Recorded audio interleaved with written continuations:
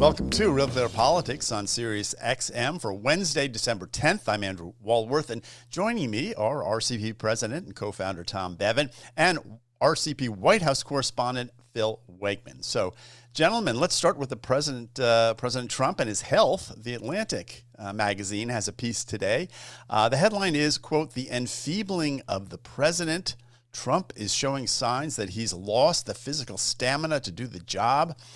This is becoming a recurrent theme in the media. The Atlantic says this about the president, quote, "Moments of apparent forgetfulness, whether one calls them senior moments, wandering attention, or spacing out, have been happening a lot recently." Then, of course, guys, he goes out and gives this 97-minute-long speech yesterday. Looked pretty robust. We'll get to that a little later in the program. But, Phil, you see this guy every week for the last couple of years. Have you witnessed any decline, and what do people inside the White House say about the president's performance?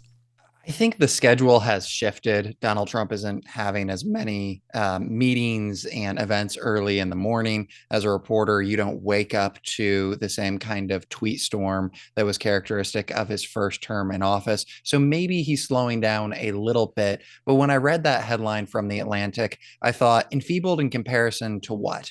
Because if you look at Donald Trump and you look at Joe Biden, there is no comparison whatsoever. The previous president couldn't get through even the most basic remarks to donors without a teleprompter. Donald Trump is still his same old rowdy self. He might be slowing down as any 80-year-old does, but I think the key thing here is that if you look at the actions of this administration and this White House, there's no question that Donald Trump's fingerprints are all over this. He's still at the wheel. And we're going to continue to see an older president, an aging president, but no, enfeebled, not at all in comparison to Joe Biden. Yeah. Tom, the New York Times had that piece out. We talked about it in November. I mean, this is just catnip for the press, right? I mean, they can't help but write about this stuff. You guys remember the line from Mean Girls? Stop trying to make fetch happen. Like, that's what it feels like. Like, they want so badly to make the public believe that Donald Trump is enfeebled. And Phil's being kind because he's a member of the press in good standing, but I'm not. So I can say, I mean, this is total bullshit. I mean, it's absolutely ridiculous that David Graham of The Atlantic writes this and without a hint of like irony or self-awareness, puts this stuff down on paper that, oh, Donald Trump, he's having senior moments. Really? I mean, he did fall asleep in a cabinet meeting or shut his eyes, and some people even question whether he fell asleep, but for like a second or 2 seconds or something, and suddenly that's the equivalent of Joe Biden. I mean, it's ridiculous. And the press they seem to not understand how much the average American utterly loathes them, because they don't moderate, they don't change course, they continue to write these pieces and just push forward these narratives, even when, if you ask your average American who's maybe passively consuming the news, hey, how does Trump look? Does he look like he's enfeebled? Does he look like he's, senile? Does he look like and the average person will be like, no, I just saw him on TV for 97 minutes in Pennsylvania, or I just saw him, he was flying around the world and he was, talking to the press on the plane and whatnot. So it's amazing to me that the media continues to try and push this narrative that Trump is somehow like lost his marbles. I mean, Trump's always been, he says crazy stuff, he tweets crazy stuff, like that's all part of the package. But the idea that he's somehow, like a few cards have fallen out of the deck is just ridiculous. Phil, do they worry about this in the White House, though? Because he is the oldest person to ever take the oath of office. He was older by, I think, about half a year than Biden was. And they put out this report about his health, what was it, last week? It seems like they at least take these stories seriously enough that they feel they have to respond. I mean, Caroline Leavitt has talked about it a couple times. Gets under Donald Trump's skin this morning, or rather last night after that hour and a half speech in Pennsylvania. Donald Trump does this very long, short story about his health in response to not just the Atlantic piece, but also the New York Times one, where he says, "Hey, I'm fine. My health is not to be questioned." And it clearly bothers him, the comparison. But no, I think that, like, if you look at Biden, who was forgetting that Congresswoman Jackie Walorski had passed and actually asked the crowd, "Where's Jackie?" It's clear that Trump is playing with a full deck in comparison. He's also pretty quick on his feet. I mean, there are all of these moments where he's either joking with members of Congress or people who come into the Oval Office. He continues to be the same old guy that he was. There's plenty to criticize him over, right? There's plenty to criticize him over. The press can have a field day on any number of issues, from him literally destroying the East Wing of the White House to some of these, slightly corrupt looking, trade deals where his own family is involved. But the one thing that I think, is beyond reproach is he's got a lot of energy, and maybe he closed his eyes during a cabinet meeting, but no, he's not falling asleep. He's not slurring his words. This seems like a dry well in my estimation. There was a great clip of Nicole Wallace that was circulating the other day of her, basically saying, "Oh, we're seeing with our own eyes that Trump's deteriorating." And then the other clip is her pushing the cheap fakes idea, right? Mm-hmm. I mean, remember, the media went out of its way. And remember, Karine Jean-Pierre said basically, like, we didn't come up with the cheap fakes thing. The media came up with it, and we just sort of ran with it because they were the ones who invented this idea that Republicans were taking all of these clips of Biden out of context to maliciously imply that he didn't, wasn't up to snuff or was feeling lost or whatever. And it turns out that, obviously that was a complete media hoax, media creation. And here they are again, going out of their way to try and create a narrative. It's as I said, I'm a broken record today on this subject, so we've got to move on. Well, before we move on, my favorite part of this is this idea that somehow he's now more interested with his own mortality, and that's a sign of his aging, and that he's talking about, God won't be, or I won't get into heaven. Do you remember that story from a week ago? Well, he just said the other day, I think I read part of the Truth Social post when he was basically slamming Cuellar for going back to being a Democrat. He said, "God was happy with me on that day that I pardoned him." Yeah. Right? So Phil, is there, is he more reflective? Is he more thinking about what happens next? Because I mean, that would be something at 80 years old you would be thinking about. I would hope. It's hard to tell whether he's being tongue in cheek when it comes to the question of his own mortality, or if he's really considering this. I have it on good authority that Trump said to members of the first administration that he was a believer, and that he took this seriously more than just the general politician nods to faith and religion. At that age, how can you not think about what comes next? I think that Trump is certainly looking to the future, but he's looking to a more immediate future. Last night, he talks about the next 3 years that he has, and he wants to give it all the distance run that he can. I don't think he's going to stop anytime soon, even if, occasionally White House photographers spot him with bruises on his hands, or with the occasional bandage. Yeah. Well, let's move on since Tom's got. Tom's got something more. I want to add one thing. Yes, it's okay, look, here we go. I even at my age, I spend time now. I find myself thinking about what comes next. And by the way, I should point out today is my father's 81st birthday. So happy birthday, Dad. Yeah, and look, my dad is still in pretty darn good health. Still plays golf 2-3 times a week, but also about 12:30 rolls around and he wants his nap.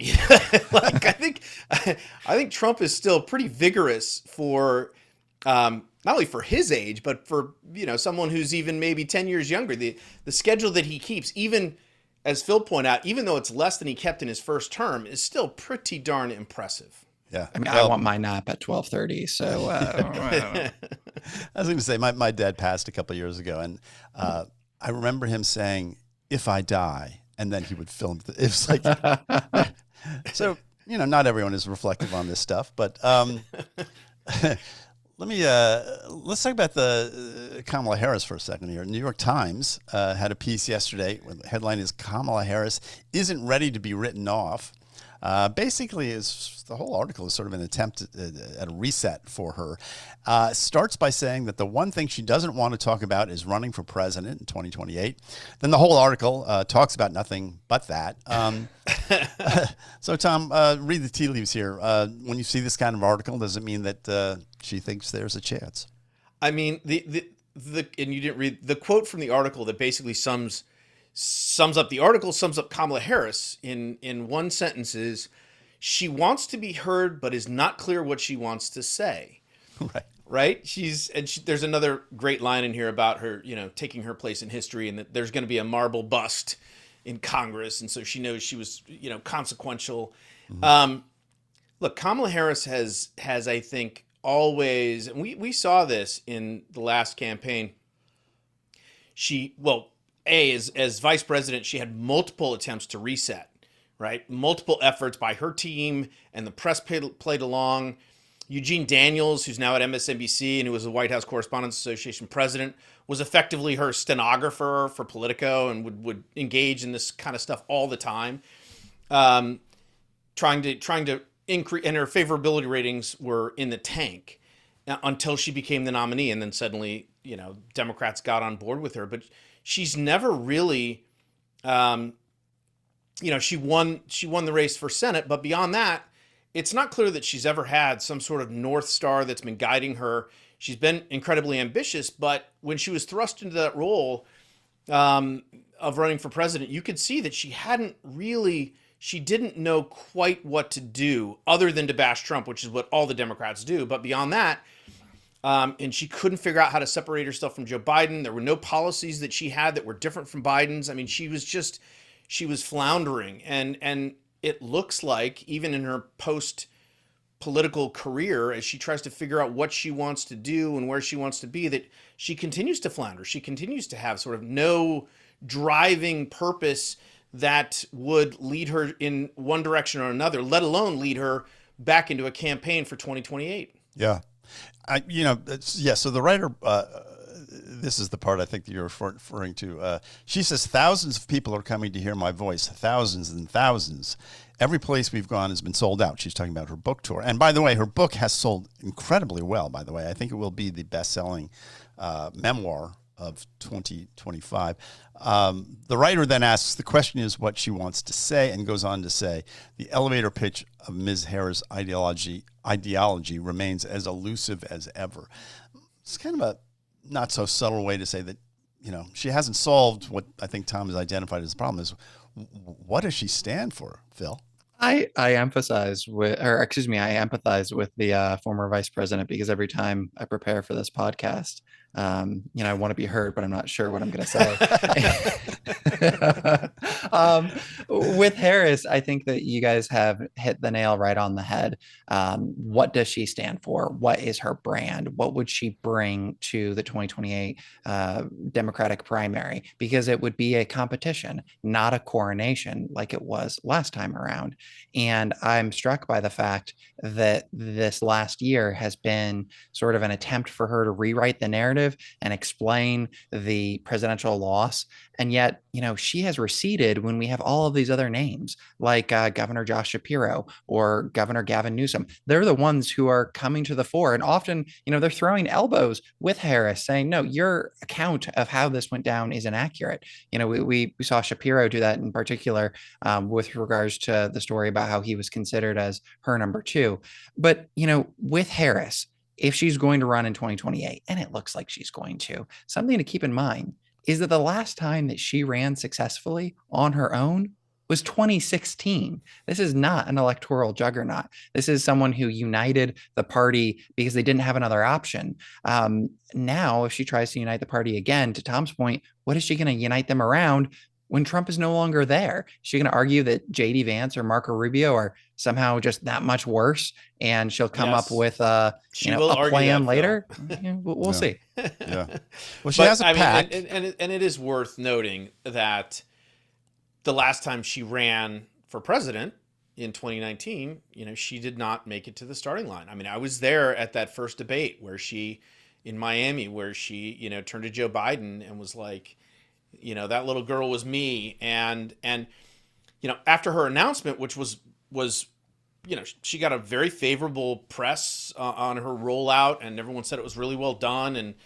And Democratic voters took a look at her. Go back and look at the primary, our Real Clear Politics average. I mean, she actually had a boost until that first debate, and then it was basically downhill from that point on until she got out of the race before voters went to the polls in Iowa. So I don't know that it's going to be any different. I think if she had to face Democratic competition last time around, if they had some sort of mini primary, that she would not, even being the sitting vice president, I don't know that she would have got that nomination. So I think I'm not sure she understands how much of an uphill battle it's going to be for her if she tries to get back into 2028. Well, the Times article sort of points out that she's popular among African Americans and she's popular among women. Those are two key constituencies for Democrats, obviously, and really key constituencies when it comes to primaries. She does have a pack. Like I say, the book tour, big success. There are some, Tom, you're talking about the past, but if you looked to the future, it could be different. Sure, anything's possible, right? Anything's possible, but it's also like we've seen this movie a couple times, and so right. I'm not sure, Kamala 3.0 is going to be any better than Kamala 2.0 or Kamala 1.0. So yeah. I just don't buy it because unless she changes who she is, unless she changes how she communicates, unless she, does something that is demonstrably different than what she's done before, and that seems like a tall order. I mean, there's some politicians who have it and some politicians who don't, and she seems to be one of the ones who doesn't really have it. I know she's still in the good graces of African American women, all of that is from the 2024 race. But when Democratic voters are presented with other options, I think that goodwill is not going to be enough to get their votes. Yeah, she certainly, Phil, has slipped in the polls when we look at the polls coming right out after the election. Her name recognition was so high. But now I think she's in third or fourth place in a lot of the polls that I've seen among Democrats. Who do you think the White House hopes gets the nomination, Phil? Who would they like to run against? They would love to finally see that vice presidential debate between Vance and Harris. They think that would be just gangbusters, and maybe it would be. Vance is certainly a capable debater, but right now, I think that with Harris, it's just the momentum of politicians. What else are they going to do other than have a super PAC, other than to write a book? We'll see if she can turn this into an actual viable campaign, and something that she has not done. She hasn't split with Biden, but she also hasn't owned up to any of the mistakes. For instance, the former border czar hasn't said we should have been on top of this earlier. I think that, there would be perhaps a lot of goodwill among Democratic voters if she looked back and said, here are some of the mistakes that I made, and here's what I'll do differently next time. All right. Well, guys, we're going to take a break. You're listening to Real Clear Politics on Sirius XM. I'm Andrew Walworth. I'm here with Phil and Tom, and we'll be back right after these words. Did you know that high blood pressure is the #1 risk factor for mortality? And with the holiday season upon us, you're about to spend precious time with people you love who may be at risk. The holidays can mean political debates around the dining room table, which we at Real Clear Politics are all for, as long as they are civil. But along with the stress of travel and big meals, it's all a recipe for high blood pressure. That's why this is the perfect moment for 120 Life, a great tasting, functional drink made with ingredients that help support healthy blood pressure. Go to 120life.com. That's 120life.com. Use our code, RCP. You'll get 20% off. Try it risk-free for 2 weeks, and if your blood pressure doesn't come down, you get a full refund. Nothing to lose except your high blood pressure numbers. Use code RCP for 20% off your order today. These statements have not been evaluated by the Food and Drug Administration. This product is not intended to diagnose, treat, cure, or prevent any disease. Guys, Trump was in Pennsylvania yesterday. He was talking about affordability, and he talked for 97 minutes. Here's some of what he said.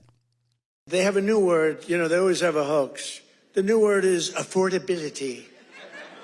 So they look at the camera and they say, this election is all about affordability. Democrats talking about affordability is like Bonnie and Clyde preaching about public safety. And I can't say affordability hoax because I agree the prices were too high, so I can't go to hoax because they'll misconstrue that.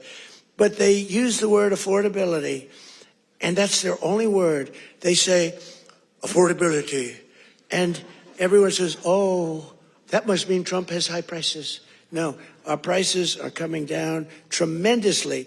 So, Tom, we talked yesterday about whether he could channel empathy for Americans who are dealing with the economy. Do you think he did the job? Well, this is what, I said, look, this tour, this affordability tour that he's embarking upon could be effective if he does show some empathy and does say, listen, I understand, and doesn't go all in on the hoax thing and just sort of mock the whole concept. And he was, I would say, maybe 80% mocking and 20% serious about the whole concept. And he did say there, the point he has to continue to make is, I can't call it a hoax because I agree prices were too high.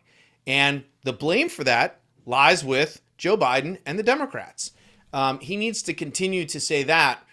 But his little shtick about, it's, affordability, the word itself, I think that, if you just clip that and play it as folks right now are doing on MSNBC and some of these other channels, that's not going to look great. And listen, we've had a bunch of elections that have been run around the issue of affordability, and Trump hasn't won any of them.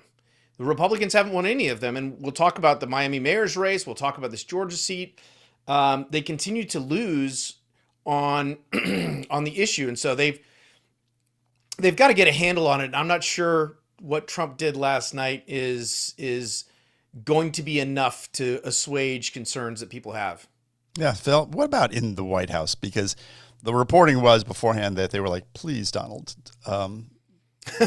He said as much. Just he said as much. Right. He said he wasn't allowed to use the word, right? Hoax. But are they happy with the president's performance last night? Publicly, they're thrilled, but privately, I think that concerns linger. And anytime you listen to one of Donald Trump's speeches, you can sort of see what the prepared plan was, what the remarks that the White House staff hoped he would say, and then what he actually does say. It's usually a mix of the two. And clearly, the canned joke about trusting Democrats on affordability is like trusting Bonnie and Clyde with public safety. That's a message that the White House liked. That was a prepared line. But then he went back and forth between saying it's a hoax, but then I also agree that prices are too high. And in the earlier segment, we were talking about Donald Trump slowing down, Donald Trump being enfeebled. I think what last night demonstrates is that he's a stubborn old man. He thinks that he knows better than the pollsters he employs and the political operatives in the West Wing. His thought is that no, he should not have to take any blame for the fact that this is still a challenge, and that if he acknowledges the problem more than he did last night, that he would have to take responsibility. Again, though, look at the scoreboard. Democrats, they're winning at a moment when Republicans, not named Donald Trump, are losing. I was just going to say, Phil, he's also, he pays attention to this stuff, these races, and he can see the scoreboard. He can see that Republicans are losing in places that they shouldn't be losing. And, notwithstanding what happened in Tennessee 7, you look at these other races and it hasn't been good for Republicans. So he has to recognize that, but it doesn't seem to have altered his behavior in any significant way. Yeah. The thing about, I'll say two things about it. One, 97 minutes. So when you go to, as a reporter, you go to say, well, what clip am I going to play? You could take anything from this speech and spin it any way you wanted. So I think those bites were pretty representative. So I'm just defending the editorial choice there, Tom. But the other thing, I was not criticizing your editorial. I was talking about, how other folks who are less interested in being balanced could take that one clip and play it. Right. But the other thing was, this is a little bit of a mea culpa, I guess. You and I think yesterday sort of made fun of the fact that he was doing this at a casino. Yes. But in context, and one of our commentators, what do you call them? Someone who wrote a letter on to our YouTube channel pointed this out. Tax on tips was a big part of his what he campaigned on. He talked about it last night. It was a huge applause line. That was one of the biggest applause lines from this speech. And a casino is the right place to make that point. So maybe we were wrong. I mean, you could make it at a diner. You could make it in a lot of places. So you still don't like the casino? It wouldn't have been my choice if I was advising the president. I would have had him on a factory floor. I would have had him surrounded by people with, hard hats probably, or in a diner or something like that. But point taken, tax on tips. And there was this woman who talked about what, how significant it was for her and her family. And so that's again, so that part of it I agree with. Trump needs to promote that and really shine a light on that, because I think that is something that would, help connect him to voters who are suffering. Yeah. Phil, there was some odd stuff about pencils. Said you can give up pencils. I don't get that. Don't need 37 dolls. He's used that line before. Yeah, and he returned to this doll thing too, which he's talked about before. He said, you don't need 37 dolls for your daughter. 2 or 3 is nice. I have 3 daughters. It's Christmas is here. They're a little old for dolls, but I wonder how that plays with the average American who's saying, well, my problem isn't 37 dolls, Mr. President. My problem is my heating bill and my insurance and my rent. Are you practicing the speech that you're going to give on Christmas morning when your kids are disappointed that there are only so many presents? Right. You don't need 37 presents. You just need 2. It kind of does sound a little bit like, a tightening of the belt. It almost, it's not on the same level as Jimmy Carter's malaise speech, but where he says, hey, you might have to give up a little bit because of these tariffs and because of these economic policy. That's not something that Americans want to hear. We don't want to ever cut back. Donald Trump never cut back when he was in the private sector. Why would he ask the public to do it now? He has been told by pollsters and other Republicans that message doesn't quite work. And at this point, they have missed an opportunity to blame Democrats repeatedly. We're coming up to the end of the year. And so it's a credible question to go to any cabinet member or any Republican and say, wait a minute, how are you telling me that this isn't Donald Trump's economy? He's been in control. And if the takeaway is that you have to provide less to your children, I mean, that doesn't quite get people out to the polls. At least, I wouldn't expect it would. Yeah. Giving up pencils, that was Dickensian. That sort of sounded like Scrooge or something. It's just, it was stored in the memory banks somewhere and he pulled it out, I'm sure. It's not a good line. And particularly as, just to draw one contrast, I mean, Trump talking about like the new extension that he's putting on, the new ballroom, and they're sparing no expense, and it's all the highest end finishes. And it's like, well, but for the average American, like you can do with, $2 and no pencils. I mean, it's not a great contract. What he should be saying is, look, we're bringing down the price of dolls and pencils. And so you can buy more of them. We want everyone to prosper. And that's the goal here. And that's what we're trying to do.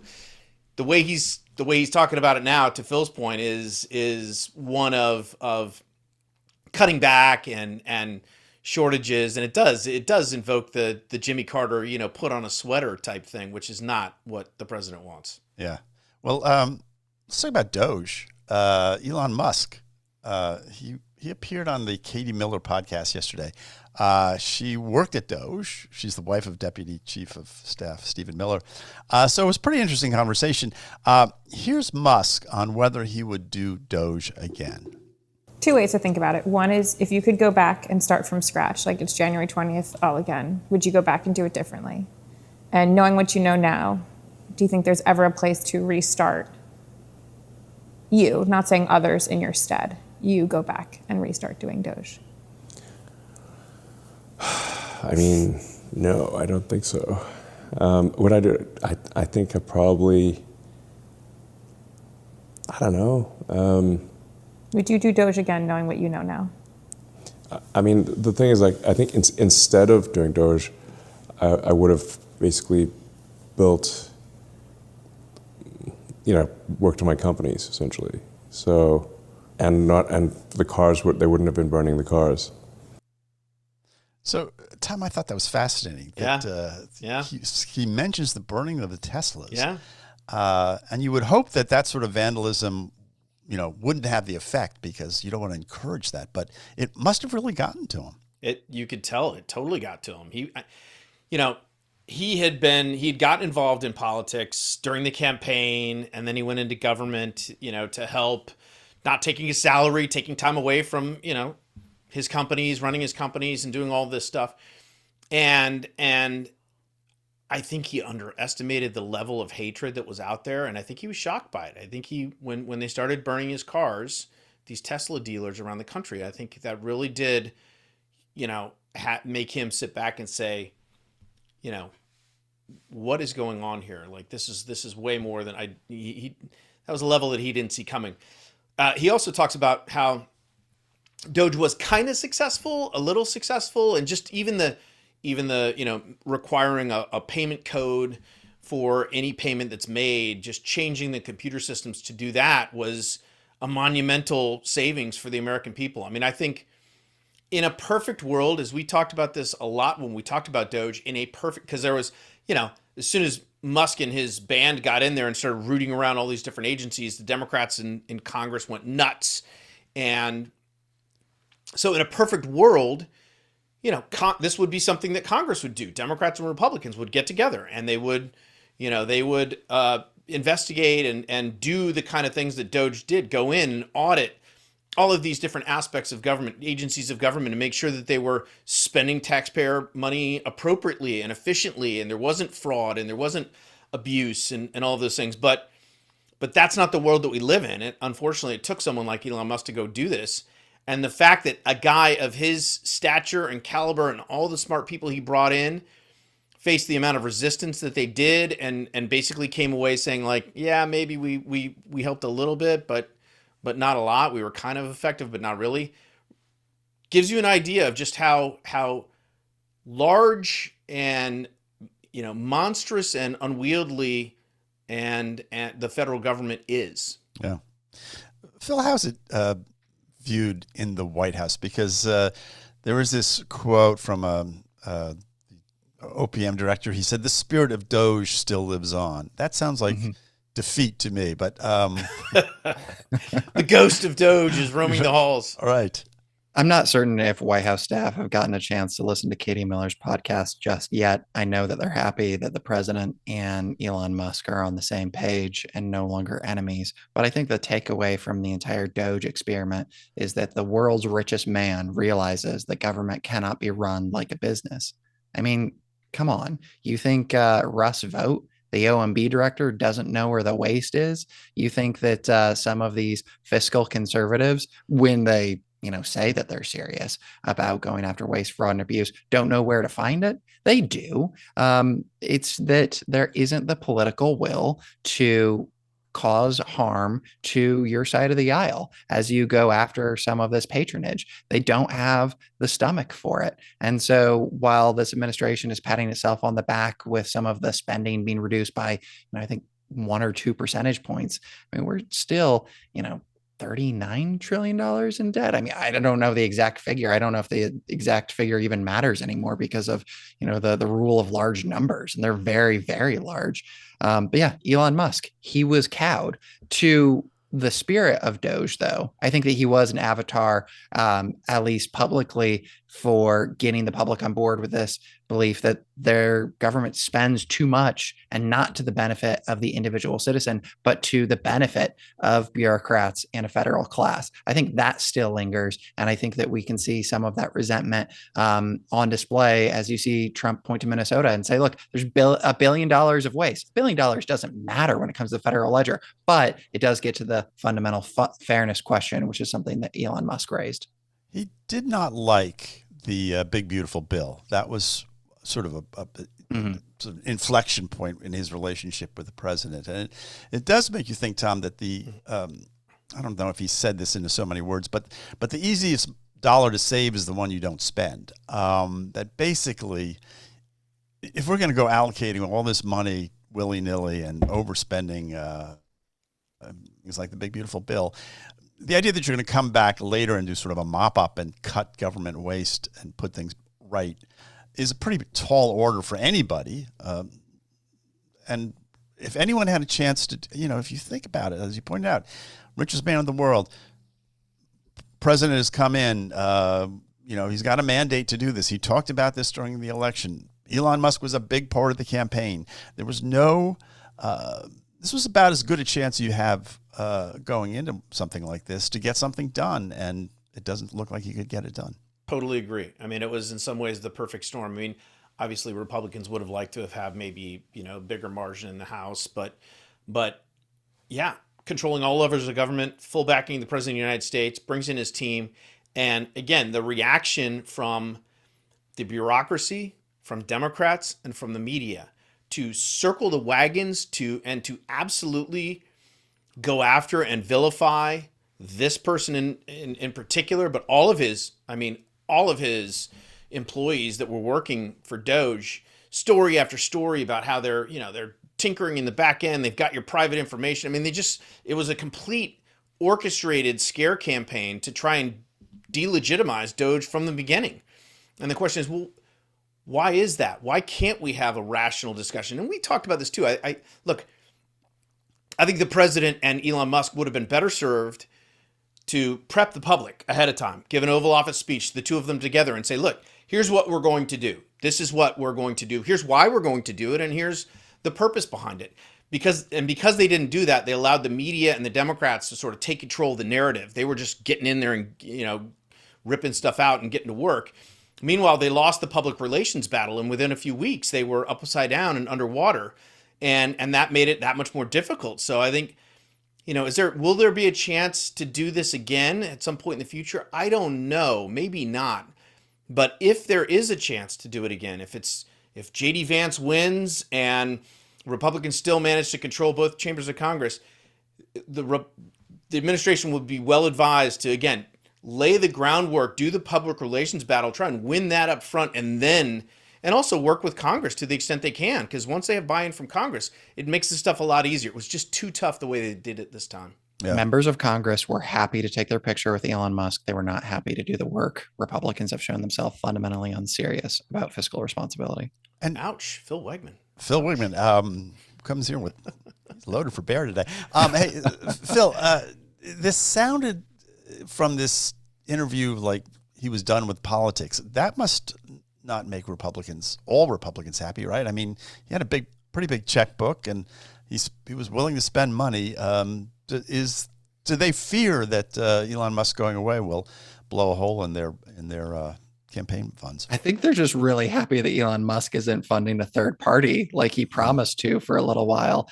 I expect Elon Musk to spend a bit of money in the coming midterms. His America PAC is up and running, but it won't be anything like 2024. Yeah. All right. Well, guys, we're going to take a quick break. You're listening to Real Clear Politics on Sirius XM. I'm Andrew Walworth. I'm talking with Phil and Tom, and we'll be back. But before we go, listen to this. We are all looking for ways to make more money, but let's be honest. The idea of learning something new, taking on more risk, or working harder, nobody wants that these days. And that's where True Trade comes in. Their AI-driven technology enables you to generate income passively without risking your own capital, wasting your time, or needing years of experience. True Trade has created institutional-grade software. It's the same type of that hedge funds and big banks use, and now it's available to everyday people like you and me. And here's the best part. They'll even guarantee your trading capital. We're talking about hundreds of thousands of dollars that you can trade with. And I don't know about you, but that kind of funding could be life-changing. So if you're looking for a smarter way to make money, download their mobile app on Android or iOS, or go to truetrade.io right now. That's TRUTRADE.io. Funding accounts are limited, so don't wait. Reserve your funding today and let technology earn for you. See terms to learn more. So a few elections from yesterday that we have to talk about. Most significantly, this Democrat won the mayorship in Miami. It's the first time in 30 years that a Democrat has won. It's Eileen Higgins, and she won with 59% of the vote. So, Phil, another tea leaf to read as we head into the midterms? Another blaring blue light for the White House. Democrats have won up and down the Eastern Seaboard. Obviously, Florida is probably not in play, but if you look at the exit polls here, and if you look at the way that she ran her campaign, it wasn't a partisan national political campaign. Instead, she was talking about making Miami more livable. She was rejecting the Republican plan down there to turn Miami into a tech city like LA or New York. And she made up a lot of ground among Hispanic and Latino voters. And if you look at the 2024 exit polls, when Republicans were doing very well with Hispanic voters, what was their number one consideration? Just like everybody else, it was the economy. And she, argued about the economy. She argued about affordability, and voters down there certainly didn't see it as a con job. They made her mayor. Yeah. Tom, she's the first non-Hispanic mayor since the 90s. First woman. Yeah, first woman. So people are reading this as maybe the sort of Cuban-American Republican establishment that runs that part of the world might be losing their grip. Yeah, I mean, again, it's like, so Donald Trump won Miami proper, I think 50-49. He won Miami-Dade County in 2024, which was a huge shock and a big move in his direction. There are 175,000 registered voters in Miami proper, and 36,000 of them voted. So you're talking about 20% turnout. It was a low turnout. This was the runoff. They actually had the election on in the beginning of November. I think 37,000 people turned out for that, to vote for that. She won. She was at 35% then, and I think the Republican came in with like 19%. So wasn't a huge shocker, but she is. Look, it's another example of when, particularly in these low turnout elections, that, and again, Trump endorsed this guy, DeSantis endorsed him, Ted Cruz endorsed him. I mean, the Republicans were pushing to try and stave off a defeat here, and they weren't able to. And so I think I think all the signs that Republicans have gotten thus far have been worrisome about where the party stands, and what their messaging is, and whether that is, not able to motivate voters, and they've lost ground with, as Phil mentioned, Trump's lost a lot of ground with Hispanics in terms of his approval rating, his favorability rating. He's down, and I think that's a real problem. If Republicans aren't able to keep Hispanics in their corner, certainly in 2026, it's going to be it could get quite ugly. And in Florida, if you talk about the Cuban Americans that are there, and especially low turnout, this is the most anti-communist administration that we have had in decades, for crying out loud. You have the Secretary of State and the President of the United States banging the war drums to try and run Maduro out of Venezuela, and that didn't motivate anti-communist voters in Florida. I mean, this is a bit of a problem. Yeah. Perhaps, though. I mean, I think, we're always warned not to read too much into these local low turnout elections, but the trend is certainly not good for the Republicans. Other news, Charlie Kirk's book came out yesterday. It's called Stop in the Name of God, Why Honoring the Sabbath Will Transform Your Life. Ranked number 1 on Amazon, sold out. And meanwhile, Turning Point USA, his organization that he founded, is spending a lot of time on redistricting, which is something we talk about a lot here because it has such huge implications for the midterms. Phil, TPUSA is deeply involved in this fight in your home state of Indiana. I think the Indiana Senate is set to vote tomorrow on this new map that would be 9-0 Republicans. What do you make of what's going to happen there? And are people right in saying that sort of this is a test for Turning Point USA of their sort of political clout post-Kirk? Turning Point USA is playing in Indiana. And one thing that Charlie Kirk did is that he turned this youth organization into a political juggernaut, basically enlisting an army of volunteers to knock doors during the last presidential election. There were some growing pains, as we reported, I think last December. They weren't set up immediately to have the effect that they had hoped, but it was still significant. We'll see if they have a better result in Indiana, but it's not just Turning Point USA. It's also the Club for Growth. It's also the whole of the Republican apparatus that is pushing on the senators in Indiana to go along with redistricting. I'm, still curious to see if some of these Midwestern state senators say no to the political machine. It would be an uphill battle for them to do that, but it's still certainly possible.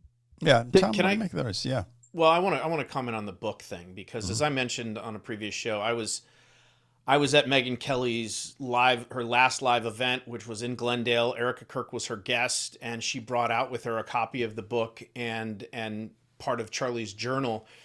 The book was completed, I think she said, in July before he was killed, and it was it talks about the Sabbath and because he traveled a ton, right? He was always in motion, but he always found time on Sundays to turn off his phone and basically spend time with his family, going to church, having dinner, those sorts of things, and how important that was to him. And that's what this book is about really how respecting the Sabbath and honoring the Sabbath can sort of change your life. Erica Kirk, she was on Hannity, I think last night or maybe the night before, talking about the book. And she had said that, it's in some ways very, very fitting. I mean, I know Charlie Kirk was a political sort of lightning rod. He talked a lot about politics, but at the end of the day, he talked a lot about his faith. And so that his final words that are going to be published posthumously is about God and about faith and about religion and how it can deeply impact your life. Yeah. Well, talking about things that can deeply impact your life. How's this for a transition? Phil, we've got to talk about your Colts. We were just talking about Indiana, and I screwed that up. It would have been a very good segue. But Andy, being the professional that you are, you did a nice transition there. So we do have to talk about this. They brought back Philip Rivers to quarterback this weekend. They're playing against Tom's team, the Seahawks. That's right. Rivers is 44 years old. He's been out of the league since 2020. Some of us take heart from this. Some of us think, well, this is great. It means that the old guys still can do it. But are you hopeful about this weekend's Grandpa Rivers? Well, here's a transition for you. Like Charlie Kirk, Philip Rivers also takes his faith incredibly seriously, and it's one of the things that he is known for. Rivers does not swear on the sidelines, and it's a small testimony to the way that he lives out his life. Although he is very busy each and every Sunday, and if the Colts are able to beat the Seahawks, I'll be at work at RealClearPolitics. If they're not, I might just call out. My heart has been broken so many times by the Indianapolis Colts and our quarterback troubles, but I'm ready to be heard again, this time by a 44-year-old quarterback who still thinks that he has gas in the tank. Tom? Here's my transition. We started the show by talking about someone who's enfeebled, and poor Phil Rivers. Now, look, he's a great player. He's a Hall of Fame player, but he's been out of the league 5 years, and I just don't know. I mean, our defense is pretty darn nasty. They're young, they're fast, they hit hard. Mike McDonald is a sort of a defensive genius, and so of all of the games for him to come back and try and recapture that magic, I just think it's a tall order for him. But the Colts still have Jonathan Allen. He's a great running back. And did I say Jonathan? Yeah, you mean Jonathan Taylor. I'm sorry, Jonathan Taylor. Jonathan Allen's like a reporter. I published hate to interrupt this advertisement. Yes, Jonathan Taylor, abuse. Excuse me. They still have a great running back in Jonathan Taylor. So we'll see how it goes. I'm not taking any game for granted, but I like my Seahawks chance. Colts are winning. We're going to the Super Bowl, baby. It's a 14-point spread. They were 8-1 like 4 weeks ago, Phil. They haven't won a game since, and they lost their star quarterback. We're fine. We're fine. My two words for you guys are Aaron Rodgers. If you watch him this past Sunday and watch them take apart my team, there might be some gas in the tank. Of course, he's only like 42. He's a spring chicken comparatively. So we'll see. Anyway, guys, good to talk a little football at the end of the show. Appreciate you guys being here. I'm Andrew Walworth. I've been talking to Phil and Tom. And we'll be back tomorrow at 11 o'clock. Hope to see you then. Have a great time.